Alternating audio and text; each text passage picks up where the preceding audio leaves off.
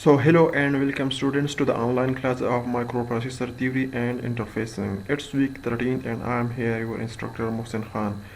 So in the last lecture number 12 we have actually started the pin description of 8086 in which we have studied the different pins and their functions of the 8086 कि हर एक pin का function क्या है, name क्या है, ठीक है, और कितने pins हैं. So total pins were actually 40 and we have covered most of the pins in the previous lecture. So in today's lecture we are actually studying the remaining pins of 8086.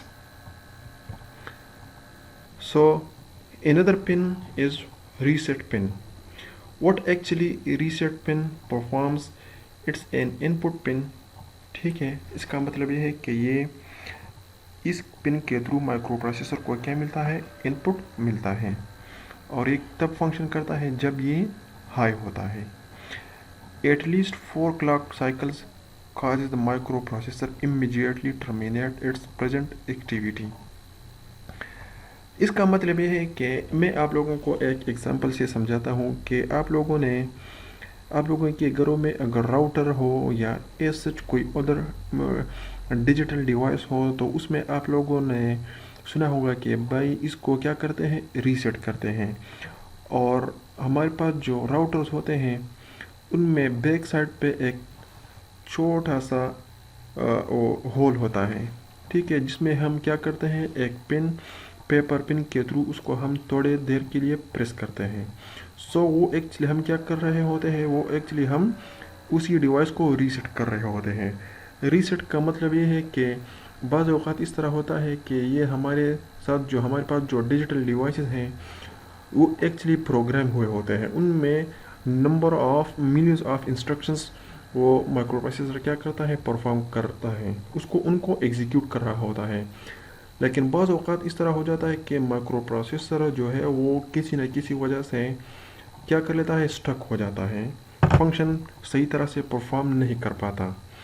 तो उसमें हम क्या करते हैं, उसको हम रीसेट करते हैं. तो जब रीसेट करते हैं ना, तो वो जो एग्जीक्यूशन ऑफ इंस्ट्रक्शन होते हैं वो सिरे से दोबारा से स्टार्ट हो जाता है, और इसी तरह हमारे पास फिर जो डिवाइस है वो काम करना शुरू कर लेता है. सो 8086 को हमने अगर रीसेट करना होगा तो हम क्या करेंगे, 4 क्लॉक साइकिल जो पल्सेस होते हैं उनके लिए हम क्या करते हैं, रीसेट पिन को हाई रखते हैं. मतलब ये है कि ये एक साइकिल है, ये 2 साइकिल हो गए, फिर 3, फिर 4. तो अब ये 4 साइकिल्स जितना टाइम लेता है उतने टाइम के लिए हमने क्या करना होगा, रीसेट पिन को हाई करना होगा. तभी हमारे पास जो 8086 माइक्रो प्रोसेसर है वो क्या हो जाएगा, रीसेट हो जाएगा.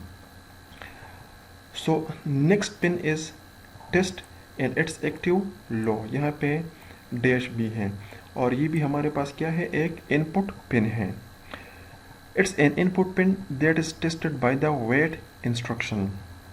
अब वेट एक इंस्ट्रक्शन है जो कि क्या करता है, माइक्रो प्रोसेसर को थोड़ी देर के लिए क्या प्रोवाइड करता है, डिले प्रोवाइड करता है कि आप थोड़ा सा एग्जीक्यूशन स्टॉप कर ले और थोड़ा सा वेट कर ले और उसके बाद एग्जीक्यूशन स्टार्ट कर ले. तो अब वेट इंस्ट्रक्शन किसको देखेगा, इसी टेस्ट पिन को देखेगा, ठीक है, क्योंकि यहाँ पे मैंने लिखा है कि that is tested by the wait instruction.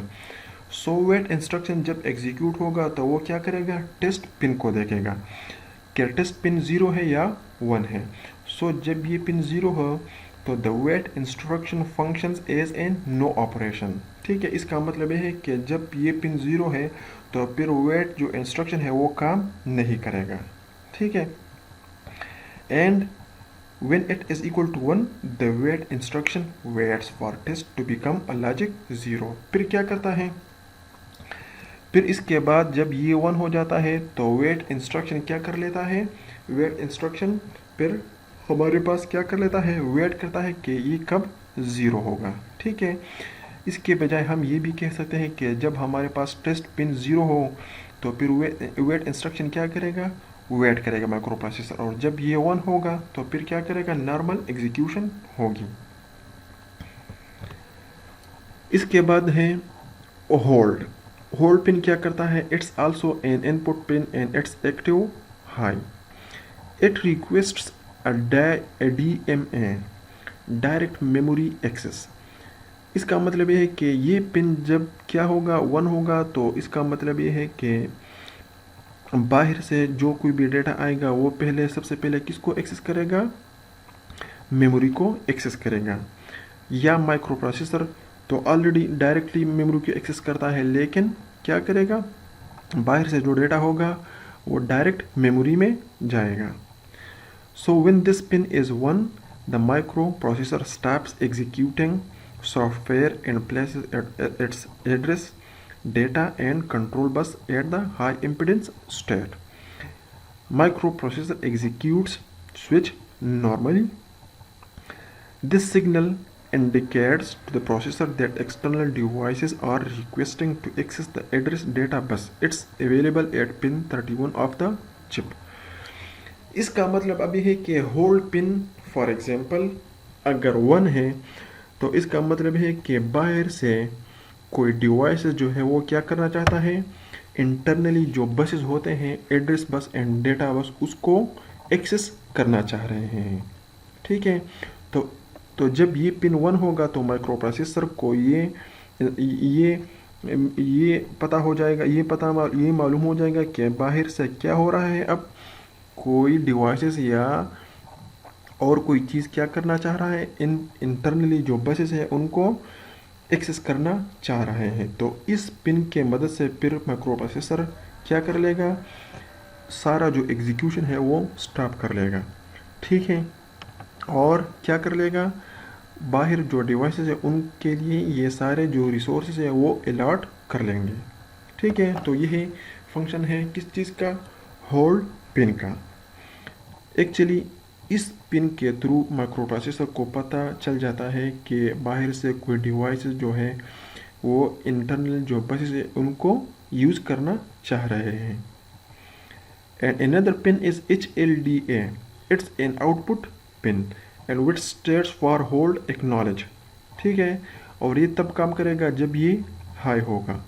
तो इसका मतलब है कि अगर माइक्रो प्रोसेसर क्या है, माइक्रो प्रोसेसर जब एग्जीक्यूशन स्टॉप कर लेता है सॉफ्टवेयर्स को या इंस्ट्रक्शंस को, ठीक है, और जो एड्रेस और डेटा बस है उसको क्या कर लेता है? खाली कर लेता है। ठीक है, या यूज़ करना छोड़ देता है, तो तब ये पिन क्या होगा? ये पिन हाई होगा, जिसकी मदद से एक्सटर्नल जो डिवाइसेस है उनको पता चल जाएगा कि अब सब कुछ हमारे यूज़ के लिए फ्री है। सो होल्ड एक्नॉलेज, इसकी मिसाल ऐसा है कि अगर एक रूम है उसको हम नॉक कर ले और हम बता दें कि हम अंदर आना चाहते हैं, तो अंदर से आवाज़ आ जाता है कि हाँ आप लोग आ सकते हैं। तो इसका मतलब है कि उन्होंने हमें क्या किया? हमारा जो नॉकिंग है उसको एक्नॉलेज कर लिया और वो कह रहे हैं कि आप अंदर आ सकते हैं। सो इसके थ्रू, होल्ड के थ्रू माइक्रो प्रोसेसर को रिक्वेस्ट किया जाता है और होल्ड एक्नॉलेज के थ्रू फिर माइक्रो प्रोसेसर क्या देता है? रिस्पॉन्स देता है। Another instruction is INT R. It stands for interrupt request. It's an input pin. इसके मदद से बाहर से सिग्नल माइक्रो प्रोसेसर को मिलता है और ये तब काम करता है जब एक्टिव होता है। एक्टिव हाई मीन्स के ये तब काम करेगा जब ये पिन हाई होगा। It's use to request hardware interrupt.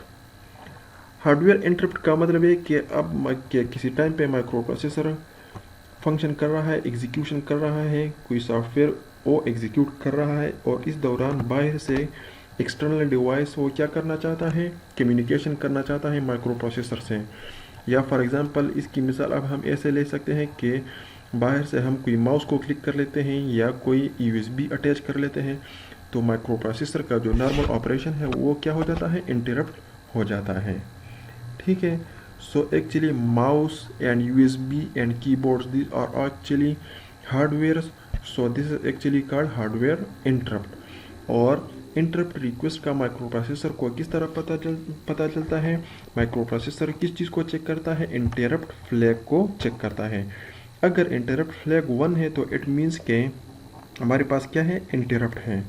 And microprocessor interrupt enters an interrupt acknowledge cycle. Interrupt acknowledge becomes active, ठीक है, after the current instruction has completed execution. ठीक है, इसका मतलब इस तरह है कि ये हमारे पास इंस्ट्रक्शन है जो क्या कर रहा है, जिसको माइक्रो प्रोसेसर एग्जीक्यूट कर रहा होता है। इस दौरान बाहर से कोई इंटरप्शन आ जाता है कि ये काम करना है, तो माइक्रो प्रोसेसर फॉर एग्जांपल अगर इसी इंस्ट्रक्शन पे एग्जीक्यूशन कर रहा है, तो जब ये कंप्लीट हो जाता है तो माइक्रो प्रोसेसर क्या कर लेता है, एक्नॉलेज कर लेता है किस चीज़ को, इंटरप्ट को, और वो इन बाकी जो इंस्ट्रक्शन है इनको छोड़ के यहाँ पे जो इंस्ट्रक्शंस है उनको एग्जीक्यूट कर लेता है, और उसके बाद यहाँ पे आ जाता है और यहाँ से फिर क्या कर लेता है, वो इंस्ट्रक्शन एग्जीक्यूट करना स्टार्ट कर लेता है। So this is actually called hardware interrupt. Another one is interrupt acknowledge. ठीक है, ये एक्टिव लो है और ये आउटपुट पिन है। इसके मदद से माइक्रो प्रोसेसर क्या कर लेता है कि इंटरप्ट एक्नॉलेज कर लेता है कि हाँ मैं अब इंटरप्ट को जो है वो क्या कर सकता हूँ, एग्जीक्यूट कर सकता हूँ। And NMI stands for non maskable interrupt. ठीक है, ये इंटरप्ट का क्या है, एक अनदर टाइप है, and it's similar to interrupt except that the NMI interrupt does not check to see whether the interrupt flag is 1। थोड़ी देर पहले हमने डिस्कस किया इंटरप्ट रिक्वेस्ट, उसमें माइक्रो प्रोसेसर क्या चेक करेगा, फ्लैग को चेक करेगा। लेकिन यहाँ पे जो नॉन मास्केबल इंटरप्ट है इनमें एज सच कोई एक्टिविटी नहीं है इंटरप्ट फ्लैग को चेक करने का। And the last one is MN/MX। इसका मतलब है कि ये पिन जो है इसके थ्रू हम क्या कर सकते हैं, माइक्रो प्रोसेसर को दो डिफरेंट मोड्स में ऑपरेट कर सकते हैं। MN stands for minimum and MX stands for maximum. Minimum mode में इस तरह होगा कि माइक्रो प्रोसेसर सिर्फ और सिर्फ एक ही माइक्रो प्रोसेसर फंक्शन करेगा, इसके साथ एक्सटर्नल कोई और माइक्रो प्रोसेसर अटैच नहीं होगा, और इस केस में हमारे पास पिन्स जो है वो कम यूज़ होते हैं। मैक्सिमम मोड में एक्चुअली क्या होता है, मैक्सिमम मोड में अगर कोई एक्सटर्नल कोई दूसरा माइक्रो प्रोसेसर 8086 के साथ कंबाइन होकर काम करता है, तो उस केस के लिए हमने फिर क्या करना होगा, मैक्सिमम मोड को फिर एक्टिवेट करना होगा, और उस सिस्टम को फिर क्या कहते हैं, मल्टी प्रोसेसर सिस्टम। ठीक है, विद मोर देन 186, क्योंकि बाज़ ऐसे फंक्शनैलिटीज़ भी है जो कि micro processor single processing unit के थ्रू परफॉर्म नहीं कर सकता, तो उसके लिए फिर क्या हो जाता है, एक को प्रोसेसर भी माइक्रो प्रोसेसर 8086 के साथ फंक्शन परफॉर्म करने लग जाता है। So this were actually the pins description of 8086।